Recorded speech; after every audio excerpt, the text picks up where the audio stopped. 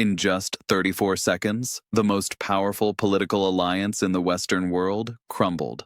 Donald Trump didn't extend his hand for the traditional diplomatic handshake. He didn't offer the customary words of partnership. He simply looked directly into Ursula von der Leyen's eyes and delivered two words that would reshape global politics forever. Absolutely not. The cameras captured everything. The European Commission president's face went pale. Her carefully prepared delegation froze in stunned silence. What had von der Leyen proposed that made the President of the United States deliver the most brutal diplomatic rejection in modern history? The scene unfolded at exactly 2:47 p.m. Eastern Time in the Roosevelt Room of the White House. Von der Leyen had arrived with a 37-page proposal titled Transatlantic Partnership 2025, a new framework for shared prosperity. She carried with her the hopes of 27 European nations and a $450 billion economic package designed to strengthen U.S.-EU ties. What she didn't anticipate was walking into what intelligence sources are now calling a carefully orchestrated political ambush. Trump had done his homework. As von der Leyen began her presentation about continued cooperation on climate initiatives and defense spending, the president interrupted her mid-sentence. "Ursula," he said, using her first name in a tone that sent chills through the room. "We need to talk about the real numbers." He then produced a classified dossier marked European Financial Obligations, Outstanding Balance.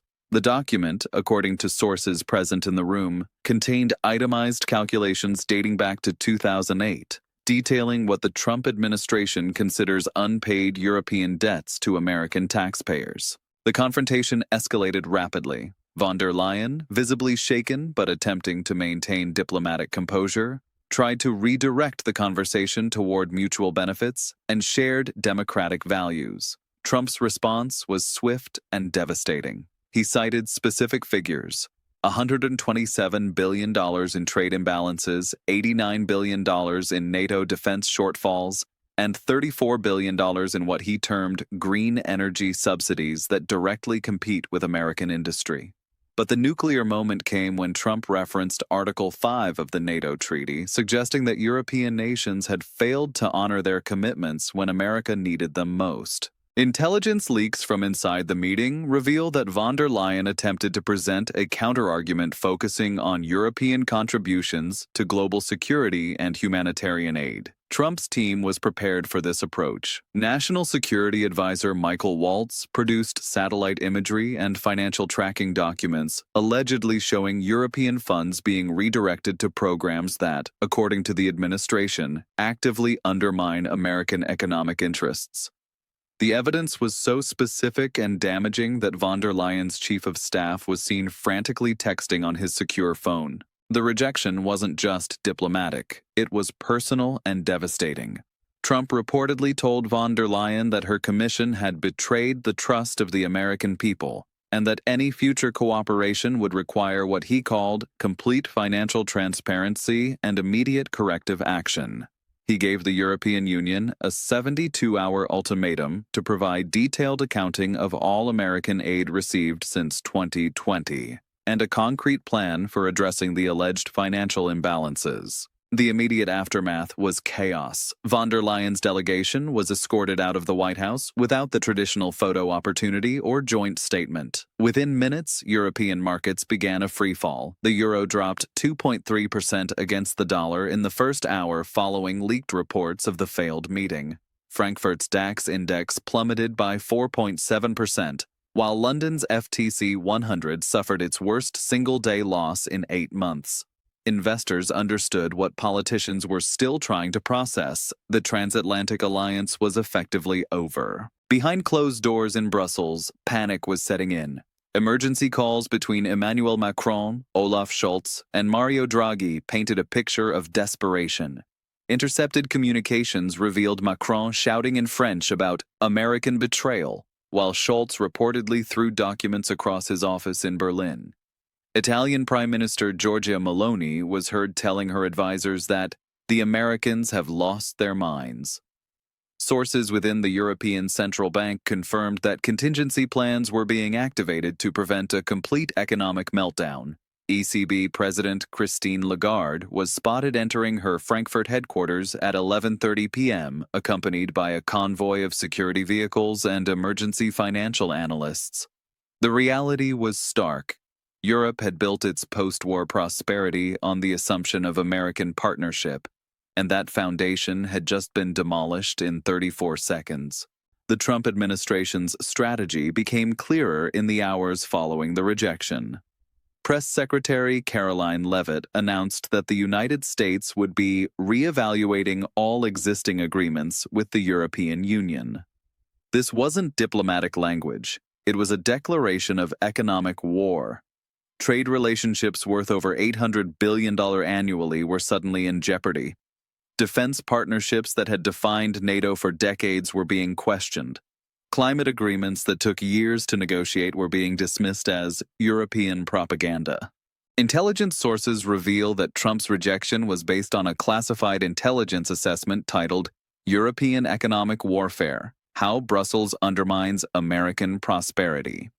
The document, compiled over 6 months by a joint task force including the Treasury Department, Department of Commerce, and CIA economic analysts, allegedly provides evidence of systematic European efforts to disadvantage American businesses through regulatory frameworks, tax policies, and trade restrictions disguised as environmental or safety measures.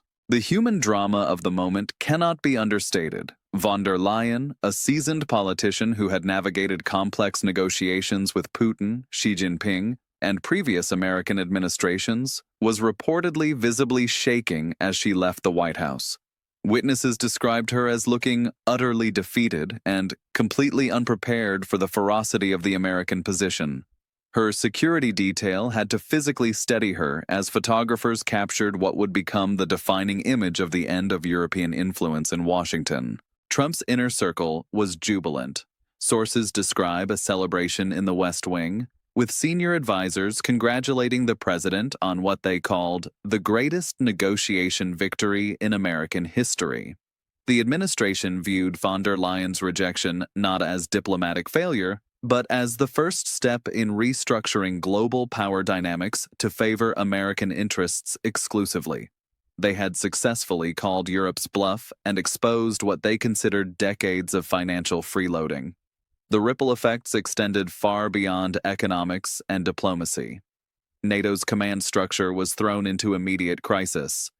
General Christopher Cavoli, Supreme Allied Commander Europe, was reportedly summoned to emergency consultations as the alliance's fundamental assumptions were challenged. Defense contractors across Europe saw their stock prices collapse as investors realized that American military cooperation could no longer be taken for granted. Von der Leyen's flight back to Brussels was described by her staff as the longest 7 hours of her political career. Flight attendants reported that she refused all meals and stared blankly out the window for hours. Her secure satellite phone rang every 12 minutes with calls from desperate European leaders. She spent the journey in emergency consultations, her voice reportedly cracking during a heated exchange with French Defense Minister Sébastien Lecornu about NATO contingencies. Staff members described her as a ghost of her former self, trying to develop a response strategy to what many were already calling the Trump Doctrine, a complete reimagining of America's relationship with the world based purely on transactional benefit to the United States. The European response was fractured and confused. While some leaders called for immediate retaliation through trade restrictions and financial sanctions, others advocated for desperate attempts at reconciliation. The fundamental problem was clear. Europe needed America far more than America needed Europe, and Trump had just made that reality impossible to ignore. Financial markets continued their downward spiral as the week progressed. European government bonds reached crisis levels as investors questioned the continent's ability to maintain economic stability without American partnership. The European Central Bank was forced to implement emergency liquidity measures reminiscent of the 2008 financial crisis. Rating agencies began downgrading European sovereign debt, citing unprecedented geopolitical uncertainty and fundamental shifts in transatlantic relations. Intelligence reports suggest that China and Russia were monitoring the situation with intense interest. Beijing saw an opportunity to fill the vacuum left by American withdrawal from European cooperation, while Moscow viewed the transatlantic split as validation of its long-term strategy to divide Western powers. Both nations reportedly reached out to European leaders within hours of the White House rejection, offering alternative partnerships and economic arrangements. The ultimate question facing global observers wasn't whether Trump's rejection would have consequences, but whether those consequences would reshape the entire international order. Von der Leyen had walked into the White House representing the dream of continued Western unity and cooperation.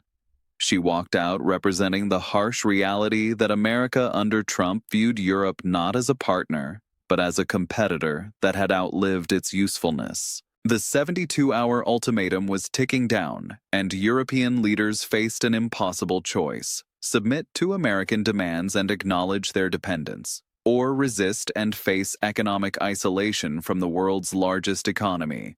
Either path would fundamentally alter Europe's role in global affairs and confirm what many suspected but few dared to acknowledge: that the age of European influence in American decision-making was definitively over. As markets continued to plummet and diplomatic channels remained frozen, the world watched and waited to see whether von der Leyen's humiliation in the Roosevelt Room would mark the beginning of a new era of American dominance or the catalyst for European independence that the continent had never quite managed to achieve.